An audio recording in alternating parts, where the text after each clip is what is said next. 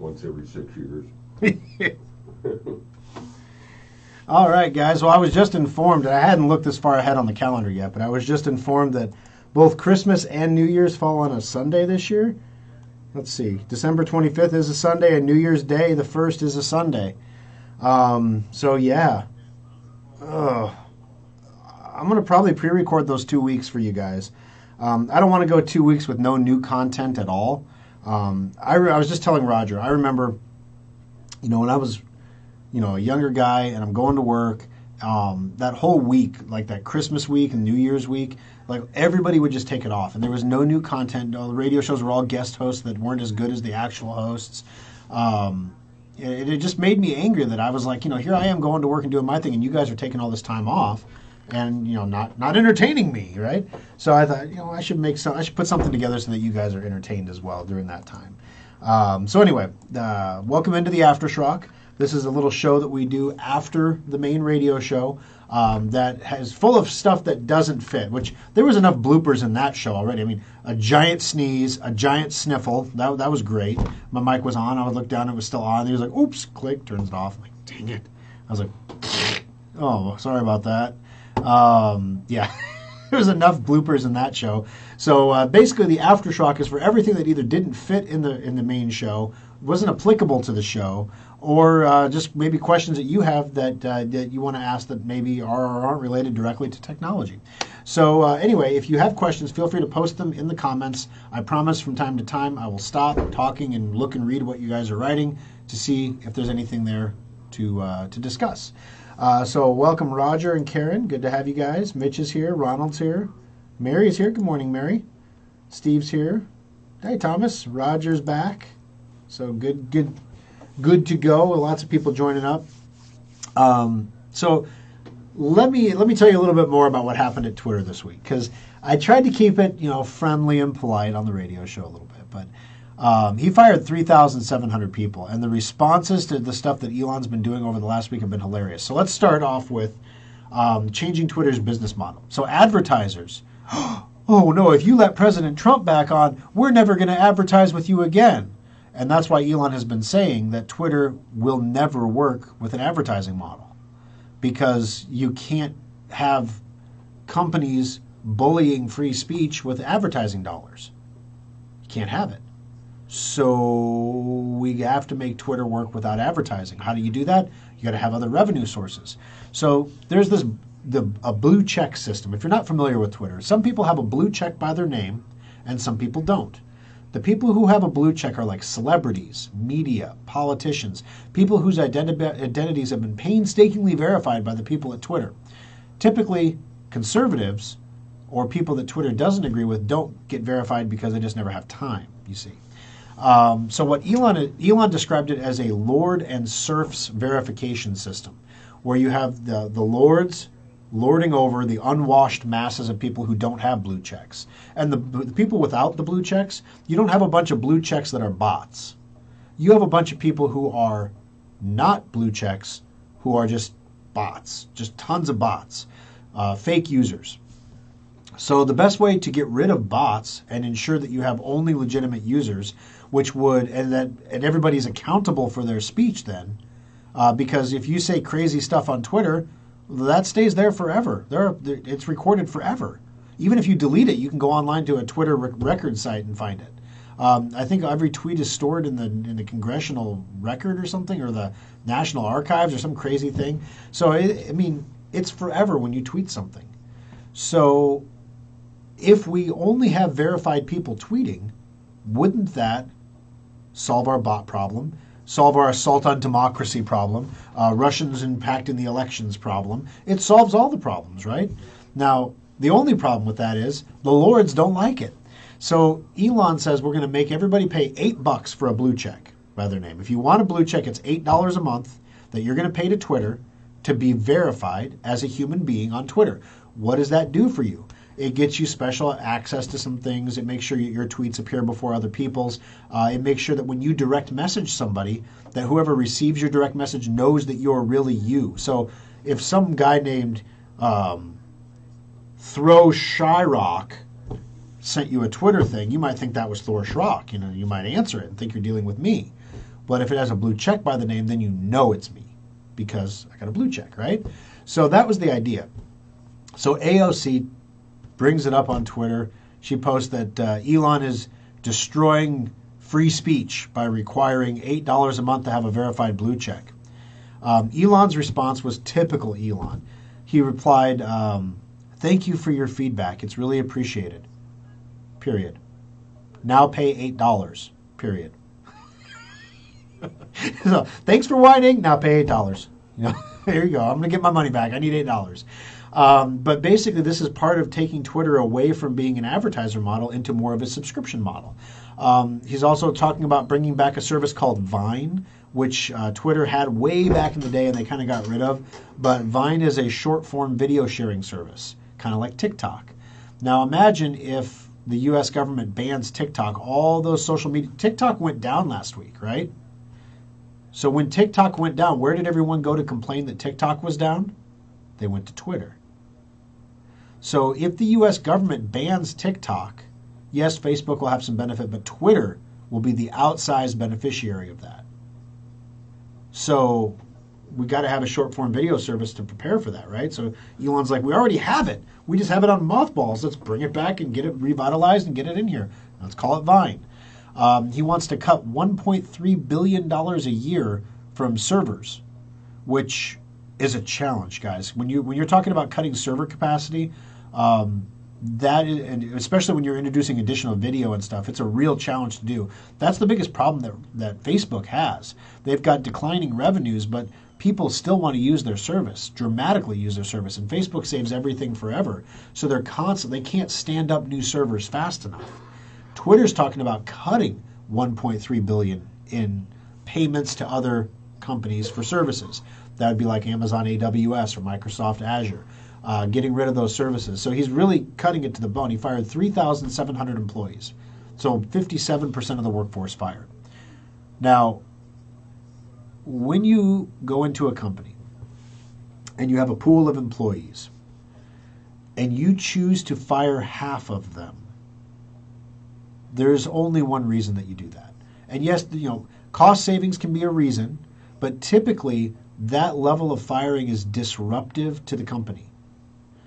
You don't want to do it. So you would do it through attrition, or you do it department by department, or maybe you have a plan of going through it. You don't just on a Friday whack 57% of your workforce.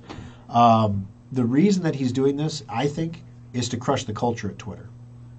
Twitter has a culture. It's an entitled culture of people who have been given everything they want for a very long time. Their mental health days, their bring your dog to work days, their work from home. They've been given everything they want. So even when there's a minor pushback, like we're going to take your one free mental health day a month off away from you, there's an outcry of like, you subhuman piece of garbage. And he's like, you think this is bad? You're going to work an 80-hour work week next week. Are you prepared for that? So you're going to work so hard that when I reduce you to 60 hours a week, you're going to think it's a vacation, because that's how private enterprise works. You work till you get the job done, right? So there are people who are, number one, not willing to do that. There are people, number two, who are going to stay because the pay and the benefits is so good, and they're already quiet quitting anyway, right? They're kind of they're phoning it in, if you will. So Elon has sent a message to everyone in the company. We don't need you. You are replaceable. Your job can be done by somebody else for less. And to prove it, he fired half the people in the company. What does this do? The people that remain are so thankful to still have their jobs that the culture is crushed. Now there's a new culture at Twitter. And it's up to Elon to forge that culture going forward with his people. You can't be red wedding 24/7. You've got to eventually ease up on the people that you have left, or you'll lose them through attrition. You don't want to do that. You don't want to have a complete change of the guard, because 57% is a hard number to lose without having damage to Twitter. And that's one of the reasons why he didn't want anyone coming in Friday. He locked out everyone. Everyone's work from home was locked out on Friday. Nobody could access anything at Twitter because he didn't want people sabotaging stuff and causing problems, or approving their friends' stuff in the last minute of the last day on the job or whatever.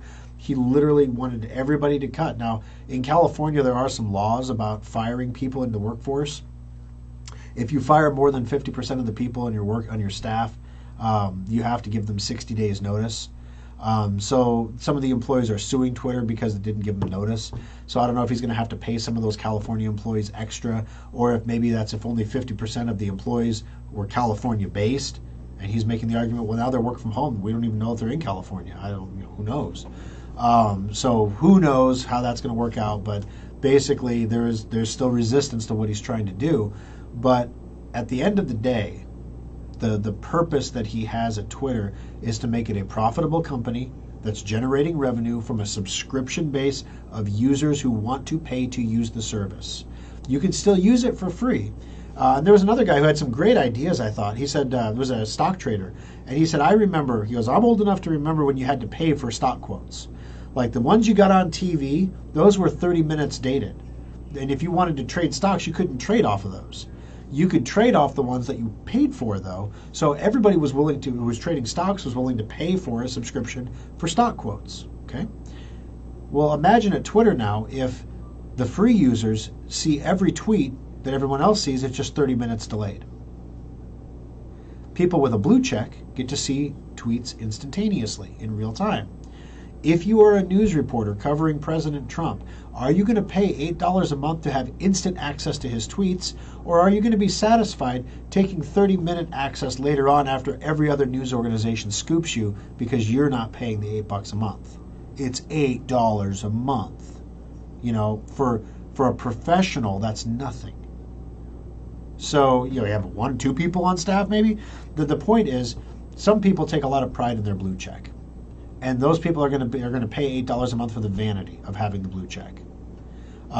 Those people's tweets are going to be featured more prominently. They are going to be given more weight in the algorithm. You want to impact the conversation on Twitter more with your views or your politics or whatever? Get a blue check. Verify your identity, and you can be a bigger part of the conversation. Every politician will get a blue check. All their staff will have blue checks. All their supporters will have blue checks. You can see basically how this is going to happen. So there's a lot of static and riffraff right now about people grumping about it. But when it comes to pass, eventually, most people don't have blue checks now. Now, I canceled my Twitter account when they really started kicking conservatives off Twitter. I was like, this is a joke. Now, I know that Twitter felt that loss deeply in its soul, because I hadn't tweeted since like 2008.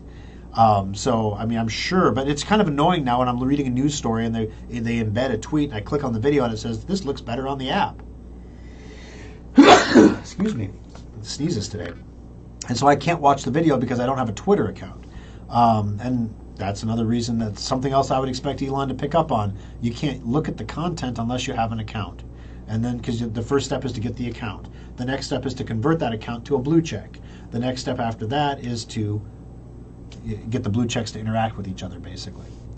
So anyway, that's the full Anchorito, if you will, of Elon news. I love that AOC response, though. Your feedback is appreciated. Now pay $8. In other words, I don't care. Pay $8. You want a blue check, you can pay $8 for it. Did I ever get my truck repaired? Yeah, Ronald, I did. They put a new mirror on it. They eventually called me. They replaced the switch, which I said, it's the mirror. And they said, well, we got to replace, Ford's making us replace the switch first because they don't believe it's the mirror. They replaced the switch, did the same thing, so then they replaced the mirror. So, yeah, they just didn't want to put a $2,000, the rear view mirror, the passenger side rear view mirror is a $2,000 mirror. You got to be joking. I fold those suckers down when I pull into parking spots now. Pull the ears in, baby. We don't want to lose one. All right, Catherine's back. Steve, CHI update. I haven't heard anything new other than CHI systems are coming back online slowly. From what I've heard from other doctors and people that have appointments at CHI, things are starting to return to normal. Whether or not that's because they paid the ransom, or I've heard a rumor that they might be considering still paying the ransom to prevent data from leaking. So who knows what's going on, but CHI has not really updated anybody on where things are at aside from seeing things coming back online. Good morning, Gail. Alrighty. No more daylight savings time goes into effect today for most of the country. Yeah, KJ, there was a lot of people who said that it shouldn't be now. They should have done it like before. Like we shouldn't have jumped again. But I wanted that extra hour of sleep. I really did. Greetings. Here we are in another November, Veterans Day, Thanksgiving, and my annual reminder to remember Grand Island and your expansion plans. Annual? I thought it was monthly. Oh, I think about the amount of business will not be an issue. Hiring employees might be the biggest struggle. Oh, Mark, it's such a struggle right now. We try. Even I've been slipping up a little bit lately because of the pressure. We try to make it super smooth on the surface so that you as a customer, when you interact with Schrock, you have no idea behind the scenes that we are being run completely ragged. I'm pulling 42 hours a week now in the service center in Omaha. We just don't have people. I've got, 2 technicians and a part-time tech in Omaha, besides me. That's it. To work, 10 to 8, Monday through Saturday, and Sunday from noon to 5. Now we don't have a front desk. So, it's just, the pressure it gets you. So like yesterday, I had a situation where I was expecting someone to be there who didn't show up. And then there was another gentleman who was scheduled to be there who overslept. It was one of those stupid things. He just slept through his alarm. It happens to all of us at some point, whatever. But I was alone in Omaha for like the first 30 minutes of the shift yesterday. And it was like, that's the busiest time. Like the phones are ringing, customers are waiting in the parking lot for us to turn on the open sign. And I'm like, oh, this is bad. I'm unlocking the doors. Oh, this is bad. And then all of a sudden it was like kaboosh. And I was taking messages, and I think there are still voicemails from yesterday that we didn't get time to check yesterday, that we're going to check this morning before we open. It has been crazy to find good people and retain them. We're buying snacks now. We're buying energy drinks. We're all these little things that we can do to make the job a little easier, a little better. If you can, here's some free food, here's some free snacks, here's some free drinks, anything that we can do to make it a little more pleasant, a little more fun. But then the problem is when you're short-staffed, it's not fun for anybody because, you're lucky if you can choke down a chicken finger and then get back on the phone. That's not great for anybody. We need to get staff back up again. And so what I've instructed my ops manager to do is to literally, what we do is when we hire, we bring on people, and as we get close to full, we kind of slow the hiring a little bit because we want to maintain full employment, right? Not anymore. Now we want to be 110, 120%. I want extra people because we're going to lose somebody, right? And we need to have that margin that we can lose somebody and get another person in before we lose the next somebody because the churn is just unreal right now. I had an employee leave to take a job as a 911 operator. She's going to make $36 an hour after shift differentials and overtime and everything else, required overtime, not optional. She will have overtime hours at $36 an hour.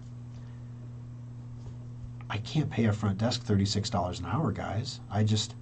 Not now, maybe someday in the future, but my goodness, I have to tell you, a year and a half ago, we were paying front desk $12 an hour. Now we're starting at 17. Starting. That's for somebody who doesn't know how to be a front desk, who doesn't have any customer service experience. 17. Somebody who's good, we'll pay. We will pay to keep you because we need you, and if you're good, you're good. But the problem is, this is really starting to impact our overhead, which right now in the fourth quarter we can handle because the volume is there, right? We're selling a lot of computers. There's a lot of business activity happening. In the spring, we always slow down. Always. That's why we do the ultimate upgrade when we do it. That's why we do the maintenance checkup sale when we do it. People travel. People go out for the summer. So in the spring, we start slowing down. As soon as you can put stuff in the ground, we start to slow down. And then that goes until roughly the start of fall-ish.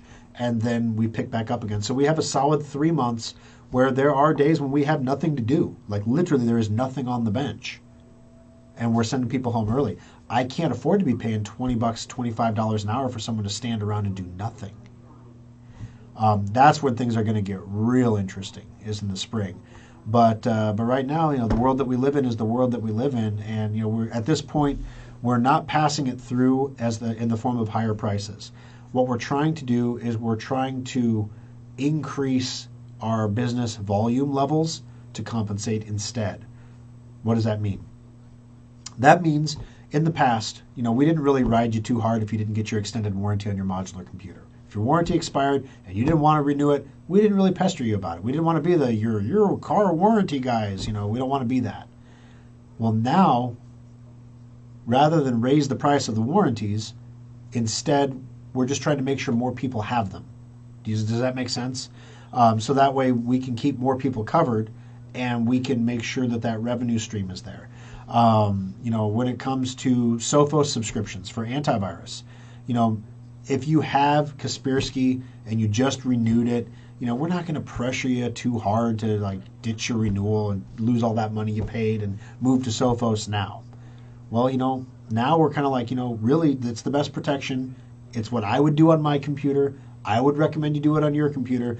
If it's within 90 days of purchasing your new antivirus through Kaspersky or Norton or whoever, you can actually call them and get your money back because they don't want the credit card dispute.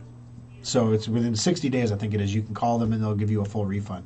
So if you want to do that, you can call them and get a refund and we can put Sophos on here and keep you protected. When people are, we have a number of people right now whose Sophos subscriptions are not automatically renewing because their credit cards are expired or we don't have a card on file because they paid with a check or whatever the case might be.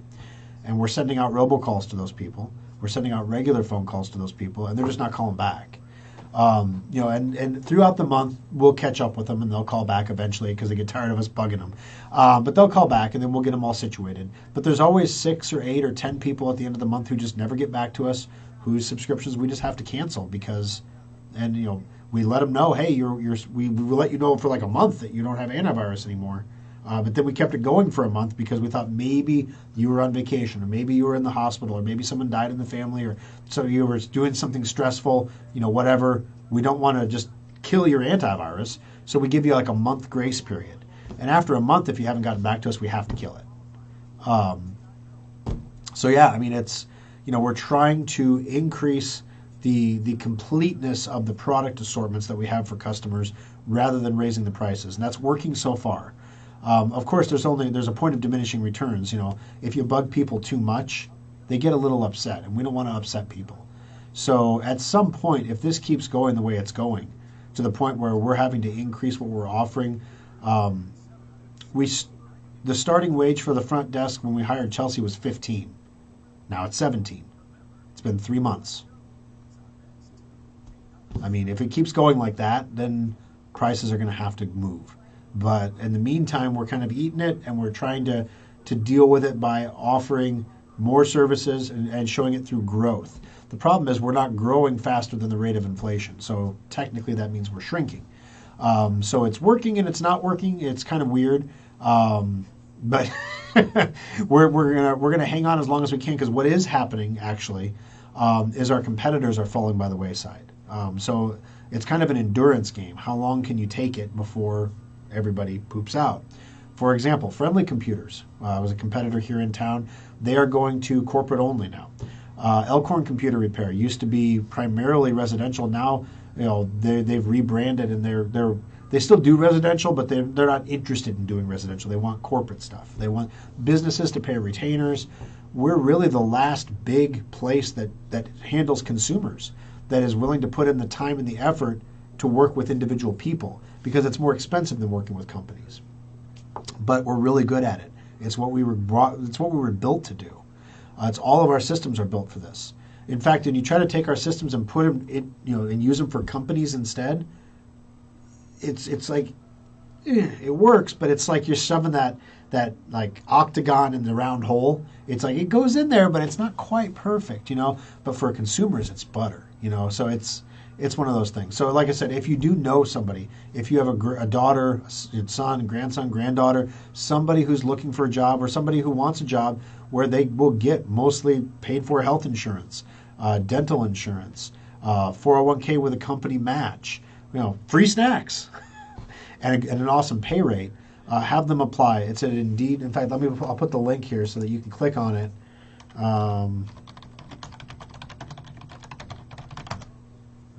just do a quick search for all of our stuff here on Indeed. Alrighty. Yep, yeah, we're pretty well rated. Okay. Sorry, there we go.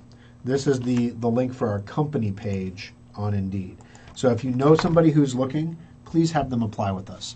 What we're looking for the front desk specifically, we would love to have somebody with administrative experience, somebody who has dealt with people, who can be patient with people, who can be pleasant even in stressful situations with people, who will get along fine with younger guys in the back, and who can help keep the service center running on time. The front desk job is an organizational job. It is keeping all the records straight. It is making sure customers are checked in properly and we have everything we need, and they're checked out properly when they're done and they have everything they need. If that sounds like something that you would be suited for, please apply for the job. You'll be working with me virtually every day, if that's a benefit, or maybe not. I don't know. You'll get to see the real Thor, right? It's very much like this Thor, except sometimes funnier. sometimes stupider, but sometimes funnier. We do have those shake your head moments, like, wow. Like, we had a lady bring in a computer that had an i9 processor in it and a really nice graphics card, and it had 128 gigs of RAM. And you know what she used that computer for? Copying pictures from her cell phone onto the hard drive. That's it. The guys in the shop were like, this computer is like, this thing would give the holiday special a run for its money. Like, and you're using it as a picture hole? It's like, so yeah, we have moments like that in the shop too. Okay, greetings. Let's see. Is it my phone or R? Is it my phone or R? And then Carolyn stopped talking. I think it's your phone. I don't know. Whatever you were going to say there, your phone said no soup for you and cut you off. Elon is also giving them benefits till the year of the year and 3 months severance pay. Oh, I think you meant till the end of the year. He's giving him benefits to the end of the year and 3 months severance pay. Yeah, that's how he's getting around the California thing, I think. All right, the greatest invention this year is the auto set clocks. Yes. Now, what's going to happen, I wonder, all the clocks are set to change their times, right, with daylight savings time. Now that daylight savings time is gone, will the clocks change their times and we have to, like, change them back? It's like a Y2K moment, right? Elon told the Twitter engineers they had to work a 12-hour day, 7 days a week, and he said if you didn't want to do that, there's the door. Yeah, he did, because he's cutting half the staff. You got to make up the hours somewhere. Let's see. Ernie from CU said the yen has lost 40 to 50% of its value this year. Oh yeah, absolutely has. The yen is, so they have a challenge. What they're trying to do with the yen, Japan has gone full modern monetary theory. If you're unfamiliar with MMT and you're economically inclined, if you have an interest in that kind of stuff, definitely look it up. But modern monetary theory basically says the government can never print too much money. And the government prints, because the government controls the money, they can print as much as they want. And when they print the money, the way that they can pull the money out of the economy to prevent inflation is through taxes. So you want to raise taxes on people during inflationary times, because that will bring down inflation. And Joe Biden and the Democrats are following a modern monetary theory track. Japan has gone in whole hog on modern monetary theory for like the last decade. They have been pretty much stagnant for 10 years. Their markets haven't done anything in the middle of an economic boom time. And the main reason is they believe in this thing called yield curve control. That means when you buy a Japanese bond, you're only going to get 0.25% interest. And if the interest rate ever rises above 0.25% for some reason, the Japanese government will buy as many bonds as they have to buy to get that interest rate back down to 0.25%. Where will they get the money to buy the bonds? They will print the money to buy the bonds. So the problem now is the yen is losing its value because there are so many yen out there that it can't hold its value against other currencies. So the Japanese government is in this predicament where if they devalue the yen, that can crash the bond market. But if they don't print more yen, they can't control the yield curve. So they can do one or the other, but they can't do both. Right now they're trying to do both. They're jawboning it. They're trying to do both, and eventually it's going to fail. So they're literally, it's like they were kicking a can down the road, but now the can has turned into a giant oil drum, and they're still kicking it as hard as they can down the road, and it moves, barely, but eventually it's going to become like a steamroller drum, and then it's not going to move anymore. And in fact, what's going to happen then is the yield on Japanese bonds is going to go parabolic. And the currency will recover, potentially, as long as they stop printing it. But Japan is going to have a monster crash when it happens, when they come out of it. So, yeah, I would not want to be in Japanese equities right now, for sure. Oh, let's see. The special snowflake employees at Twitter are losing their jobs. McDonald's might be hiring. Learn to code. Oh, wait, you already know how. Oh. Oh, golly. Oh, let's see here. I have a clock with a DST button. I just press it and it turns daylight savings time off. Well, there you go. That works out. Any crypto news? Nothing really majorly new. Number one, graphics card prices are coming down because there's literally nothing to mine anymore now that Ethereum is all proof of stake. Number two, I have been incredibly impressed by how Bitcoin and Ethereum are holding their value given what's happened in the stock market. You've seen the NASDAQ drop, and you're starting to see crypto decouple from the NASDAQ a little bit. I think part of that is because a lot of the fund managers that had some crypto on the side have sold it, and they're not there anymore. They're not in the crypto anymore. So now there's not that knee-jerk reaction when the NASDAQ goes down or the cost of money goes up, the interest rate goes up, that Bitcoin tumbles. I don't know. I thought it was. Honestly, I thought right about now it'd be around 12 or 15,000. I cashed out some Bitcoin and bought gold with it actually, because I thought, you know what? At least I'll have. While it's still at 19,000, is what I said. I'm going to do this. I have a set buy I do every month. I'm going to do my next 3 months of buys. I'll be done for the year then. And then when Bitcoin goes down to 12, I'll be thrilled that I took advantage of that opportunity to buy it.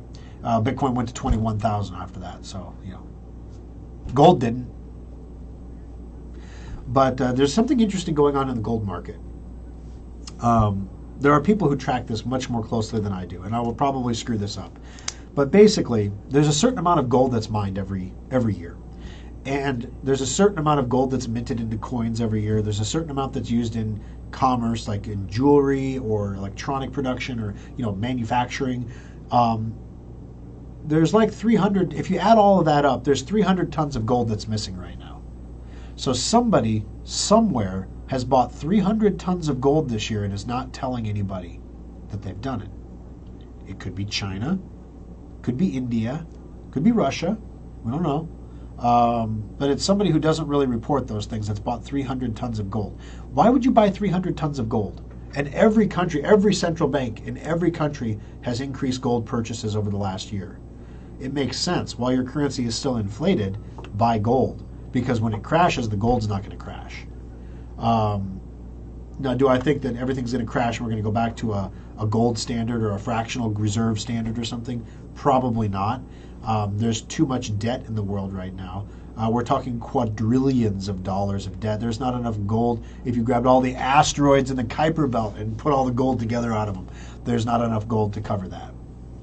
So the only way that the gold could cover it, or silver, even if you use gold and silver together, maybe if you use gold and silver and copper together, the only way you could cover it would be if you had a dramatic devaluation, or not devaluation, a dramatic deflation, where the prices of everything just went through the floor, where nobody could buy anything, so the prices just tumbled. Because there's so much around that people just can't buy because literally the money has become worthless. Nobody has gold. Nobody has silver. So if your paper currency became worthless, nobody has Bitcoin really either. So even if cryptos is the solution, nobody's got it. Not in any kind of quantity. And the general mass public doesn't know how to use it if they had it. So, are you going to go to the store and buy a loaf of bread with your gold coin? No. You realize how tiny of a coin that would be? You'd lose it. So that's why the gold backs were invented. that were it's a paper currency that has gold thread woven into it. So it has an amount of gold in the paper currency that literally is gold.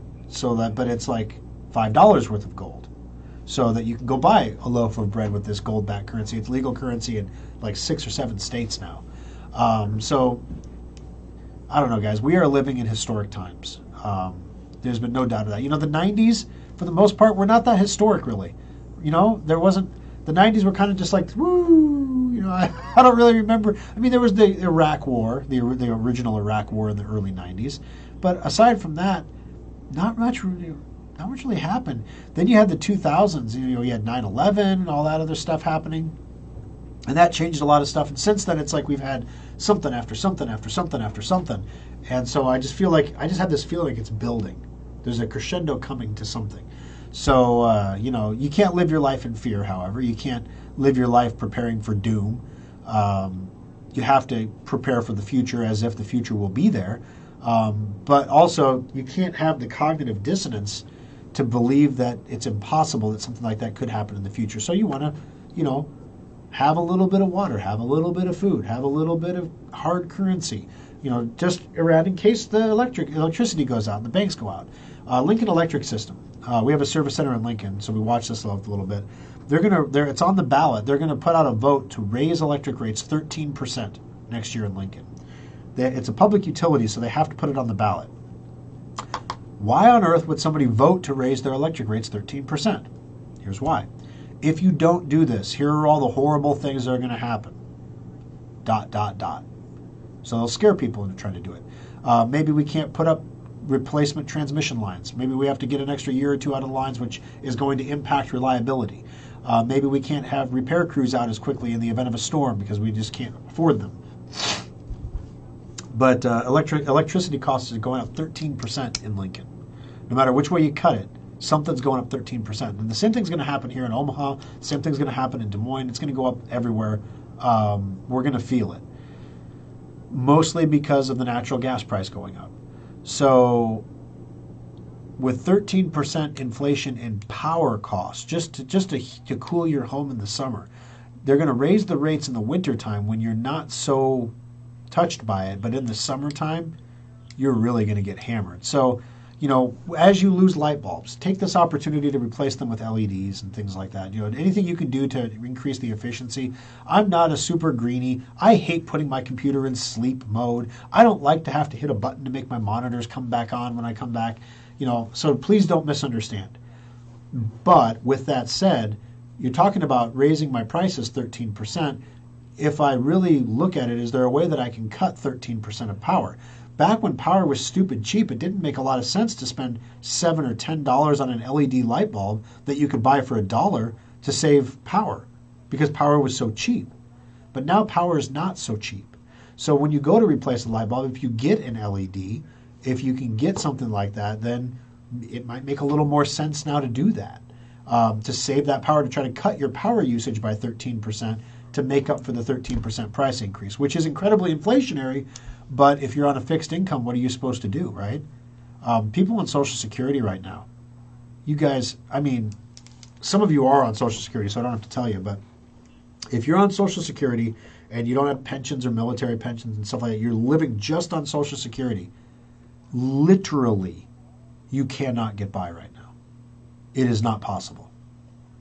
It is literally not possible to pay the rent, pay the utilities, buy food, put a tank of gas every 2 weeks to 3 weeks in the car. You're not driving everywhere, just basic driving, right? It is not possible to do all those things on the amount of money that you get for Social Security. Now, Social Security is not intended to be a retirement plan. You're not supposed to be able to retire in comfort on Social Security. Social Security is supposed to be a security blanket to prevent seniors from becoming destitute and homeless on the street. That was its original intent. Now, a lot of people don't want to hear that now, but regardless of why, some people find themselves in a situation of where they're relying exclusively on Social Security to get by, and it's not enough. It's simply not enough, given what's going on. And there was a tweet. The White House put out a tweet that said, "Thanks to Joe Biden's leadership, seniors will be getting the largest Social Security increase ever this year." And at old Twitter, that tweet would have gone on. It would have been fine. Everything's fine. On Elon's Twitter, that tweet got fact-checked. So there's some important context that our readers thought you might want to know. The rate of increase in Social Security is directly tied to the rate of inflation, i.e., it's the largest increase ever because inflation is off the charts. It's true. And the White House deleted the tweet rather than have that fact check stay online on a midterm election. Pretty crazy stuff. Like I said, monumental times, guys. Price of oil is rising. Part of that is because people expect China to be opening back up, because people forget that China has been in a rolling lockdown since the pandemic started. If there's one case in a city, they close the whole city, and nothing can go in or out. I mean, so you had a dramatic decrease in the amount of production in China, which means less energy is required. So less energy is used, the price comes down. But inflation has been impacting the price, so the price has been staying the same. Well, now that China's opening, the price of energy is going back up, and it's going to go up a lot. It's probably going to go up another 20% before it's done. That's my unofficial, non-economic view on that. Oh, let's see here. Russia bought the gold. Oh yeah, I wouldn't doubt it. But who sold Russia the gold? You see what I'm saying? Like, where did the 300 tons of gold come from, and where did it go? Nobody knows. Nobody officially knows. Is it possible to post on the Schrock website days you do the best of? I don't mind pre-recorded shows, though. I really try not to do best of shows, guys, because everything that we do on the show is dated. So am I going to run a best of show where we're talking about the ultimate upgrade sale from the spring? Are we going to run a best of show where we're talking about pandemic stuff and vaccines and things? Are we going to run a best of show where we're talking about Elon might buy Twitter? You never know. It's all time sensitive. So the best of shows don't work. So what we have some shows that are called evergreen shows. So this is like, why is it important to get a maintenance checkup on your computer every 6 months? Those things never change. Why is it important to have antivirus? Those things never change. So we have these evergreen shows that are always good, that are generic information that can be run at any time. That's a show like if Thor gets his appendix out or something unexpectedly.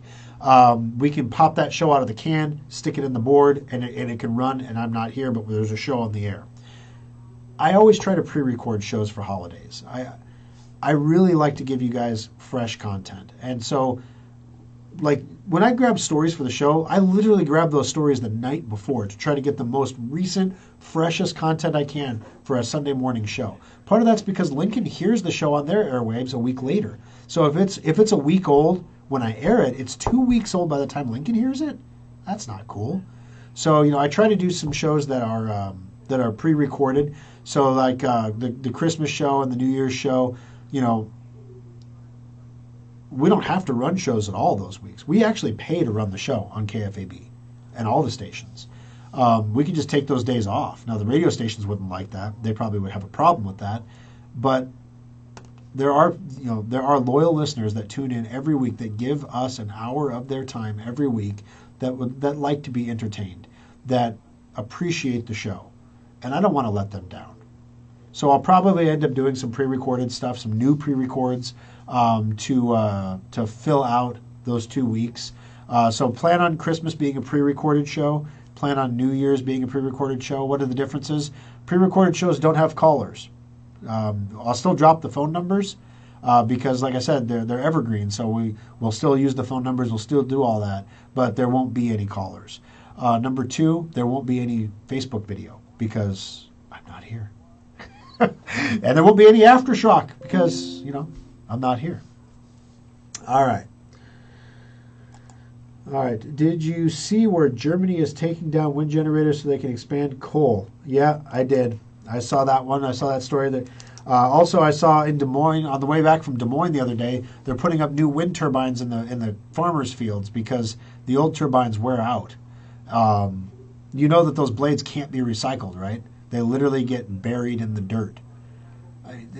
Wind turbines are the least green possible energy. Each turbine has between 50 and 70 gallons of oil in it that had to come from the fossils, from the dinosaurs, you know? I wonder if we took that 50 to 70 gallons of oil and refined it into diesel, how much electricity could we generate with a generator compared to how much the wind turbine generates over its lifetime? I'm sure the wind turbine would win because of the amount of time, but I wonder how close it would be. Well, I'll be here next week, Aaron. Don't worry. All right. Oh, yeah, that NBC video that came down, that was interesting. So NBC, somebody called it online a random act of journalism, published a story that when the police responded to Paul Pelosi's home, he came and opened the door for them and then turned around and walked back toward the attacker, that his skull was not caved in at that time. His hand was not injured at that time. He had no hammer injuries, basically. That report was pulled down within an hour because it didn't meet NBC's journalistic standards. I mean, that information had been circulating in conservative media for a while, in alternative media, but you have to be a little careful. I thought it was a little low class. Like, if the dude was attacked in his home by a hammer-wielding assailant that busted out a window to get in, now's not the time for politics, guys. It's not.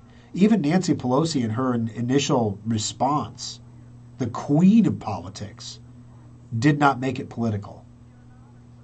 So, okay, maybe the garden guy was there playing hide the hammer with Paul Pelosi. I don't know what was going on. I don't really care what was going on. Something doesn't add up, though. It's weird, right? It's just the whole thing is weird. It's super weird. And if Paul Pelosi was just some dude in California and not Nancy Pelosi's husband, we would never hear about this. But he's Paul Pelosi, so we're going to hear about it. Nancy's probably done anyway going forward. They're already talking actively. Is her daughter going to replace her? There's another person who's trying to come up the ranks in her district to replace her. They're saying after the midterms that she might retire. She might be done. So I don't know. I guess I don't focus too much on it because it's not important. What is important is making sure that on Tuesday that you guys all get to the polls. Now, yes, it's important to vote in, Senate and House and all that stuff. You know what's really important to do before you go to the polls, though, is to make sure you research all of these stupid little local things that you never think about. Like, who do you really want on the MUD board deciding energy policy? Who do you really want on the school board deciding what time drag queen story hour happens? Who do you really want? Should you retain a judge? Do we have a liberal activist for a judge, or do we have an actual judge who's being a constitutional judge? So those are the things that nobody ever researches ahead of time. So do your research before you go look up your sample ballot for your district, find your polling place, and go vote for people in your local community, because one of the things that people don't realize is a lot of the crime problems that have erupted in a lot of Democrat cities, it's because the district attorney that got elected went to cashless bail and went to instant release for people and things like that. All we have to do is go back to actually enforcing laws, and a lot of the crime will take care of itself. So I don't want us in our cities in the Midwest here, we have not had terrible problems with this yet, but I don't want to see us go down that road. So make sure you do your research and vote for people who are in line with what you believe. Whether you're a liberal, whether you're a conservative, whether you believe in cashless bail or you don't, find the people that you agree with. Take the time rather than just checking retain. Oh, this person's the only person, I'll circle their name. Double check just to make sure. You can vote for me if you want. I'll watch the ticker on election night, and if maybe I'll get elected to school board, and I will what happened? I'm on the school board? What? That'd be hilarious. I'm not running for anything, guys. Don't write me in on anything. I'm not running for anything. All right, guys. Woo, that was fun. That might great. I'm going to get in trouble now, like electioneering on the radio show. Let's see here. On our late parents' Iowa farm, they tried to get us to let them install wind turbines. We said no way. I mean, we're probably paying good money, right? Where are the police cam videos? Yeah, Just they're probably with the same place that the police cam videos from his drug driving arrest are at too. I mean, seriously. I mean, they are so entrenched in that community, guys, that we're not going to hear anything about this. We're never going to see anything about this. It's going to go away. The midterm election is going to erase it from political memory. You know, she's been the worst speaker ever if you politically disagree with her. If you politically agree with Nancy Pelosi, she has been one of the most effective speakers of the House the Democrats have ever had. You got to give her that. This woman, like, I remember Tom DeLay.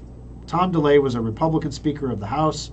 They called him the Hammer because if you stepped out of line, you were a nail, and Tom DeLay would hammer you. And he would use anything, any nasty, political, awful thing he could do to you in your career to get you to step back in line. He would do it because he was the Hammer. Well, he got booted out for some ethical thing. I forget what it was back in the day. Nancy Pelosi is the Democrats' Tom DeLay. Plain and simple. Incredibly effective if you agree with her. If you disagree with her, you lament how effective she is at keeping these Democrats in line. Well, you know, until Joe Manchin recently, and then not, and then recently again, why is it that Democrats never step in line? They all vote in lockstep all the time. Why is that? It's because of Nancy Pelosi. Ron says, judges, you can go to a website to research what lawyers think of the judges they go in front of. There is one judge with a 13% approval rating in Sarpy County. Oh, wow. I'll have to look into that one. I vote against all the judges. Well, Aaron, what if one of the judges is doing a good job? What if you have like a real judge who takes their judginess seriously and you're going to kick him out and get some like wackadoo judge in there instead? I don't know. I vote straight Republican, and a good suggestion. I'll write in Thor's name, Thor, son of Odin, not Schrock. I remember when she became speaker, she had a gavel bigger than her. I remember that. She had that giant comical gavel. Like she was the first female speaker. She walked across a bridge with it or something. It was just like, oh my gosh. All right, guys, I got to roll. Thanks for joining us for the Aftershock. We'll see you all again next week. I will be live next week, and we'll see you all next week. Make sure you take advantage of the holiday special, guys. We are going to sell out this year, and we may sell out at the rate we're going. We've already sold 10% of the entire allotted holiday specials, which is surprising because normally we have, the display models in the service centers, and each service center has a couple of each, and we're able to keep the resupply going. So we sell one or two in a day or two, we get another couple in. Right now, we're selling 2 a day plus a third one that we don't have, so that when we do get them in, we're filling orders that we sold previously. Other people coming in are like, oh, I'd like a holiday special. We don't have one. We have to wait a few days. So we figured out the motherboard problem too. We replaced the AS Rock board. They just stopped talking to us basically. So we're going to send them all back, and we have we're using the Asus A520M, same chipset board. It's their corporate stable model, which is really nice for stability. It also, upside, it has a VGA port on the back. Your monitor that comes with the holiday special has a display port, so it'll hook up to the display port. You won't use the VGA port, but it has one. Downside is there's no USB-C on the back. So on the catalogs, we do say features are subject to change. All the ones that we're building and delivering right now, at this moment in time, are on the AS Rock boards with the USB-C connectors on the back. If you want one, you order now. Right now, actually. I think they still have a few of those boards left in Papillion they're building. But if you wait another couple days, you're going to get the A520 Asus board, which is not a bad board. It's got everything the AS Rock board does, made in the same factories by the same people, loaded with the correct BIOS, however, which is nice. You get a VGA port, you just don't get the USB-C. The monitors have Bluetooth. The monitors do not have Bluetooth, but the computer towers do. So the computers have Bluetooth built into them. The monitors don't, but the monitors carry audio, video, everything. So if you have a Bluetooth microphone, you can integrate that directly with the webcam and everything else, and it works like a dream. All right, guys, have a great week. We'll talk to you soon.